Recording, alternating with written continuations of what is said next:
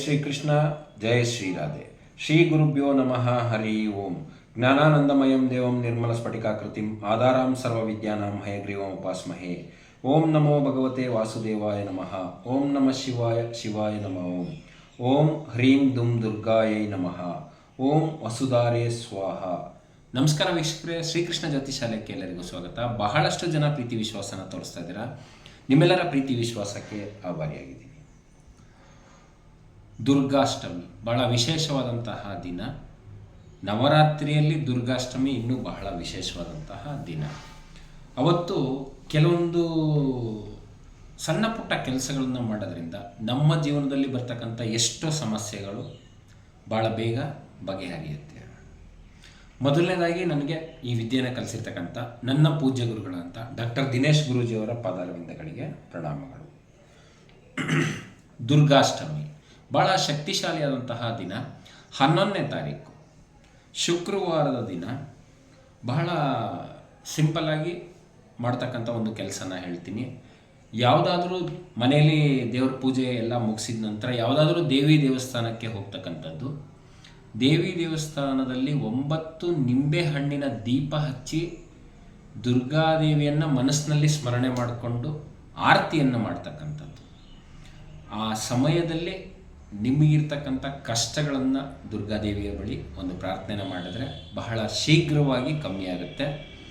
ಸಾಧ್ಯವಾದರೆ ದೇವಸ್ಥಾನದ ಆವರಣದಲ್ಲೇ ಕೂತ್ಕೊಂಡು ಓಂ ಹ್ರೀಂ ದುಂ ದುರ್ಗಾಯೈ ನಮಃ 108 ಬಾರಿ ಈ ಮಂತ್ರವನ್ನು ಜಪ ಮಾಡಿ. ಬಹಳ ವಿಶೇಷವಾಗಿ ಅವತ್ತು ನಿಂಬೆಹಣ್ಣಿನ ದೀಪನ ದೇವಸ್ಥಾನದಲ್ಲಿ ಹಚ್ಚಬೇಕು, ಮನೆಯಲ್ಲ. ಮತ್ತೊಮ್ಮೆ ಹೇಳ್ತೀನಿ, ಯಾವುದಾದ್ರೂ ದೇವಿ ದೇವಸ್ಥಾನದಲ್ಲಿ ದುರ್ಗಾದೇವಿಯನ್ನು ಮನಸ್ಸಿನಲ್ಲಿ ಸ್ಮರಣೆ ಮಾಡಿಕೊಂಡು ಹಚ್ತಕ್ಕಂಥದ್ದು. ನಿಮಗೆಲ್ಲರೂ ಸಿಗತ್ತೆ ಅಂತ ಹೇಳಿದ್ರೆ ಕೆಂಪು ದಾಸವಾಳವನ್ನು ತೊಗೊಂಡೋಗಿ ಅಷ್ಟಮಿ ದಿವಸ, ದುರ್ಗಾಷ್ಟಮಿ ದಿವಸ ದುರ್ಗಾದೇವಿ ದೇವಸ್ಥಾನ ಅಥವಾ ಯಾವುದಾದ್ರೂ ದೇವಿ ದೇವಸ್ಥಾನಕ್ಕೆ ಕೊಟ್ಟರೆ ರಾಹು ಕೇತುಗಳ ಪ್ರಭಾವ ನಿಮ್ಮ ಜಾತಕದಲ್ಲಿರ್ತಕ್ಕಂಥದ್ದು ಬಹಳ ಶೀಘ್ರವಾಗಿ ಕಡಿಮೆ ಆಗುತ್ತೆ. ಅಕಸ್ಮಾತ್ ಉತ್ತಮ ಫಲಗಳನ್ನು ರಾಹುಕೇತುಗಳು ಕೊಡ್ತಾ ಇದೆ ಅಂದರೆ ಅದು ಇನ್ನಷ್ಟು ಹೆಚ್ಚಿನ ಮಟ್ಟಕ್ಕೆ ಹೋಗುತ್ತೆ. ಇದರ ಜೊತೆಗೆ ಅವತ್ತು ತಪ್ಪದಲ್ಲೇ ಗೋಗ್ರಾಸ ಕೊಡ್ತಕ್ಕಂಥದ್ದು, ಅಂದರೆ ಗೋವಿಗೆ ಮೇವನ್ನು ಕೊಡ್ತಕ್ಕಂಥದ್ದು.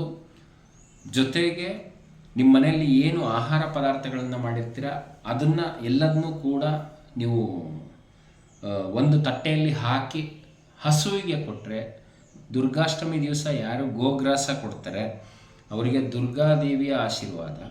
ಜೊತೆಗೆ ನವರಾತ್ರಿಯ ಸಮಯ, ಅಷ್ಟಮಿ ತಿಥಿ ಇರುತ್ತೆ ಅವತ್ತು, ದುರ್ಗಾಷ್ಟಮಿ.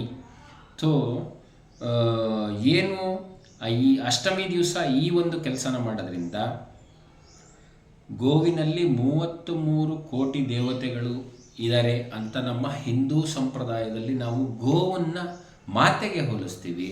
ಎಲ್ಲ ದೇವರುಗಳನ್ನು ಗೋವಿಗೆ ನಾವು ಮೇವನ್ನು ಕೊಡ್ತಕ್ಕಂಥದ್ದು ಅಥವಾ ಗೋಗ್ರಾಸ ಕೊಡ್ತಕ್ಕಂಥದ್ದು ಮಾಡೋದ್ರಿಂದ ಎಲ್ಲ ದೇವರುಗಳ ಆಶೀರ್ವಾದ ಸಿಗತ್ತೆ ಅಂತ ನಾವು ಚಿಕ್ಕ ವಯಸ್ಸಿಂದನೂ ಅದನ್ನು ರೂಢಿಸ್ಕೊಂಡು ಬಂದಿದ್ದೀವಿ. ಆ ಅಷ್ಟಮಿ ದಿವಸ, ದುರ್ಗಾಷ್ಟಮಿ ದಿವಸ ಇದನ್ನು ಮಾಡಿದಾಗ ಇನ್ನಷ್ಟು ಹೆಚ್ಚಿನ ಮಟ್ಟದಲ್ಲಿ ನಿಮ್ಮ ಜೀವನದಲ್ಲಿ ಯಶಸ್ಸು ಸಿಗುತ್ತೆ. ನವದುರ್ಗೆಯರ ಆಶೀರ್ವಾದ ಇರುತ್ತೆ. ಅಷ್ಟಮಿ ತಿಥಿ ಯಾವಾಗಲೂ ಅಷ್ಟಮಿ ವ್ಯಾಧಿನಾಶಿನಿ ಅಂತ ಹೇಳ್ತಾರೆ.